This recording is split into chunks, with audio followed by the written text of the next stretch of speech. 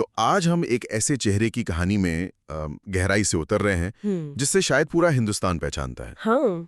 एक ऐसा इंसान जिसकी पहली तनख्वाह थी सिर्फ 50 रुपए। सिर्फ 50 रुपए? हाँ, लेकिन आज जिसकी एक मुस्कान पर करोड़ों लोग हंसते हैं। हम बात कर रहे हैं दिलीप जोशी की, जिन्हें हम सब और शायद ज्यादातर लोग जेठालाल गड़ा के नाम से ही जानते हैं। बिल्कुल। और हमारे पास जो मटेरियल है वो सिर्फ उनकी कामयाबी नहीं बताता, नहीं, वो उस कामयाबी के पीछे छुपे 25 साल के लंबे संघर्ष की कहानी बताता है। और ये जानना बहुत दिलचस्प है कि टीवी का सबसे मशहूर चेहरा बनने से पहले वो गुमनामी में कहाँ थे। सही बात है।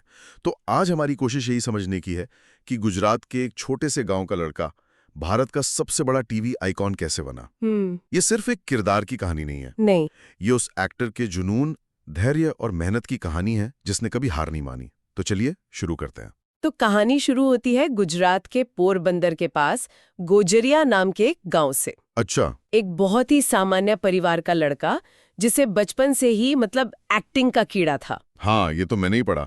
स्कूल के नाटकों में हिस्सा लेना, लोगों की नकल उतारना। हाँ, और उन्हें बहुत कम उम्र में ये समझ आ गया था कि लोगों को हंसाना ही उनका पैशन है। हाँ, लेकिन वो दौर अलग था।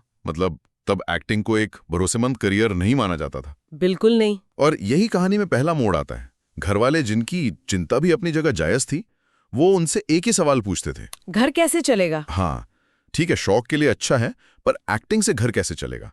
ये सवाल आज भी न जाने कितने कलाकारों को सुनना पड़ता होगा। और ये सवाल बहुत जरूरी है क्योंकि असली लड़ाई दुनिया से लड़ने से पहले अक्सर घर में ही शुरू होती है।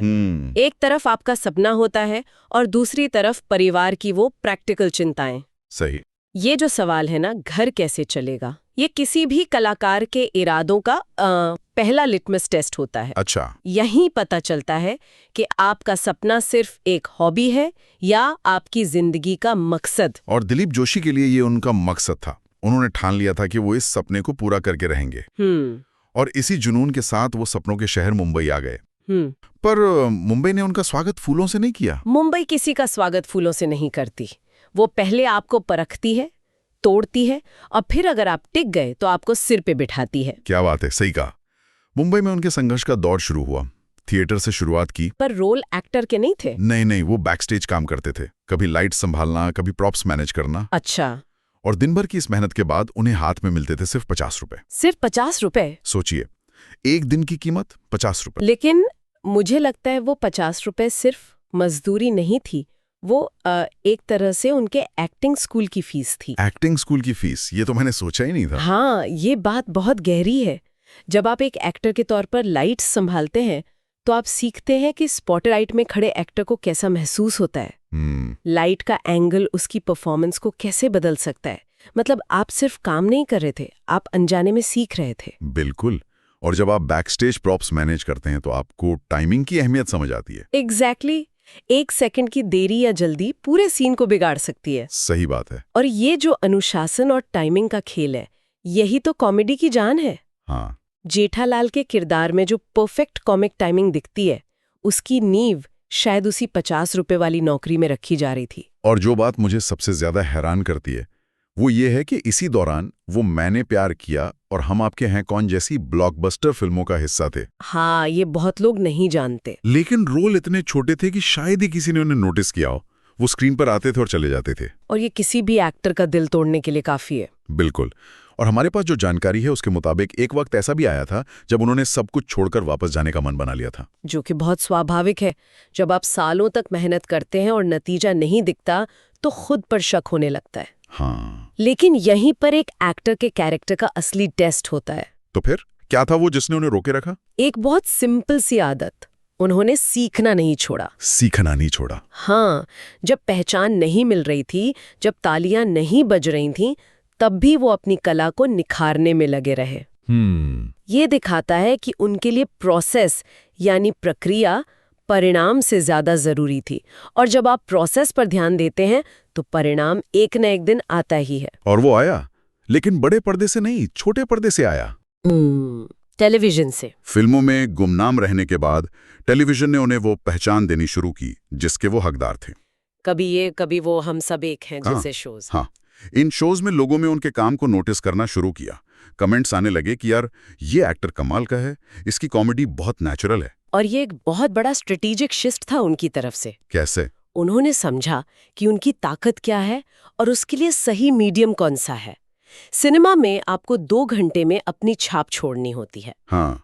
लेकिन टेलीविजन आपको रोज दर्शकों के घर में, उनके लिविंग रूम में ले जाता है। अच्छा। यहाँ एक रिश्ता बनता है, एक आदत बनती है। और इसी रिश्ते को एक ऐतिहासिक ऊंचाई पर ले जाने वाला पल आया 2008 में। तारक मेहता का उल्टा चश्मा। हाँ। सब टीवी पर एक नया शो शुरू होने वाला था। दिलीप जोशी ने जेठालाल के किरदार के लिए ऑडिशन दिया और कहते हैं कि जैसे ही उन्होंने पहली लाइन बोली, मेकर्स समझ गए कि उन्हें अपना जेठालाल मिल गया है। और यहीं पे किस्मत की बात आ जाती है। कई लोग कहेंगे कि वो सही समय पर सही जगह थे। हाँ, लक फैक्टर। लेकिन क्या ये वाकई सिर्फ किस्मत थी या ये उस 25 साल की तैयारी का नतीजा था जो एक सही मौके से टकराई? ये एक बहुत बड़ा सवाल है। क्या थी ये, किस्मत या मेहनत? मेरे हिसाब से ये किस्मत नहीं थी, ये तैयारी थी। तैयारी? हाँ, इतने सालों तक जो छोटे छोटे किरदार निभाए थे, थिएटर में जो अनुशासन सीखा था, कॉमेडी की जो समझ विकसित की थी, उसी ने उन्हें जेठालाल के किरदार के लिए तैयार किया था। मतलब जब मौका आया तो वो तैयार थे। बिल्कुल। किस्मत केवल तैयार दिमाग का साथ देती है। और शायद उनके अपने जीवन के संघर्ष ने भी उन्हें इस किरदार से जुड़ने में मदद की होगी। इसमें तो कोई शक ही नहीं है। जेठालाल आखिर है कौन? एक आम मिडिल क्लास आदमी। हाँ, जो अपने बिजनेस की टेंशन, परिवार की जिम्मेदारियों और रोजमर्रा की छोटी छोटी परेशानियों में उलझा रहता है। बिल्कुल। जब जेठालाल को दुकान में घाटा होता है और वो टेंशन में जलेबी फाफड़ा खाता है, तो वो सिर्फ कॉमेडी नहीं है, वो उस एक्टर की भावना है जिसने अपनी जिंदगी में असली आर्थिक अनिश्चितता देखी है। वो उस टेंशन को सच में महसूस कर सकते हैं और इसीलिए हम भी उसे महसूस कर पाते हैं। उन्होंने किरदार की आत्मा को पकड़ लिया था। हाँ, बिल्कुल। और जैसे ही शो ऑन एयर हुआ, मनु पूरे देश ने जेठालाल को अपना लिया। इसकी वजह क्या थी? क्यों ये किरदार इतना पॉपुलर हुआ? क्योंकि जेठालाल हम में से एक है। हाँ। उसकी परेशानियां हमारी परेशानियां हैं। दुकान का टेंशन, स्टॉक का फंस जाना, बापूजी का डर। हाँ, बाबूजी का डर तो यूनिवर्सल है ना? कौन है जो इन चीजों से रिलेट नहीं कर सकता? और फिर दया की गरबा वाली मस्ती, चप्पू की शरारतें और बबीता जी के लिए वो एक सॉफ्ट कॉर्नर। हाँ। ये सब इतना असली लगता है कि गोकुलधाम सोसाइटी हमें अपने मोहल्ले जैसी लगती है। एग्जैक्टली। दर्शकों ने शो को देखा नहीं, उसे महसूस किया। जेठालाल की समस्या में उन्हें अपनी समस्या देखी और उसकी छोटी छोटी खुशियों में अपनी खुशी। वो एक किरदार नहीं रहा, वो घर का सदस्य बन गया। सही बात है। हर रात लोग अपना टीवी ऑन करते थे ये देखने के लिए कि आज जेठालाल की जिंदगी में क्या नया नॉनसेंस हुआ है। और इस किरदार को जिंदा रखने के लिए दिलीप जोशी का डेडिकेशन भी कमाल का है। 15 साल, हजारों एपिसोड्स। एक ही किरदार को इतनी शिद्दत से निभाना ये कोई मजाक नहीं है। नहीं, उन्होंने जेठालाल को सिर्फ निभाया नहीं है, उन्होंने उसे जिया है। यहाँ एक और दिलचस्प बात है, जेठालाल का किरदार कितना लोकल है, एक गुजराती व्यापारी, लेकिन उसका अपील कितना यूनिवर्सल है। ये सही पॉइंट है। वो हर उस आम आदमी का प्रतीक है जो दिन भर की भागदौड़ और परेशानियों के बावजूद मुस्कुराने की वजह ढूंढी लेता है। और यही इस किरदार की सबसे बड़ी जीत है। शायद यही एक एक्टर की भी सबसे बड़ी जीत है कि जब लोग आपको आपके नाम से ज्यादा आपके किरदार के नाम से जानने लगे। बिल्कुल। आज भी कई लोगों के लिए वो दिलीप जोशी बाद में है, जेठालाल पहले हैं। निश्चित रूप से ये वो मुकाम है जहाँ कला और कलाकार एक हो जाते हैं। तो सवाल ये उठता है कि इस असाधारण सफलता के बाद भी दिलीप जोशी इतने जमीन से जुड़े हुए कैसे हैं? इसका राज क्या है? इसका जवाब एक शब्द में है, अनुशासन। अनुशासन। हाँ, हमारे पास जो जानकारी है वो बताती है कि वो आज भी सेट पर एक स्टूडेंट की तरह आते हैं। अच्छा। स्क्रिप्ट को बार बार पढ़ना, अपने को एक्टर्स के साथ रिहर्सल करना और अपनी टाइमिंग को परफेक्ट करने की कोशिश करना। उनमें मतलब स्टार वाले नखरे नहीं हैं। मतलब सफलता को सिर पर चढ़ने नहीं दिया। सफलता को पचाना भी एक कला है ना? हाँ। सफलता पाना एक बात है, लेकिन उसे संभाल कर रखना और विनम्र बने रहना बिल्कुल अलग।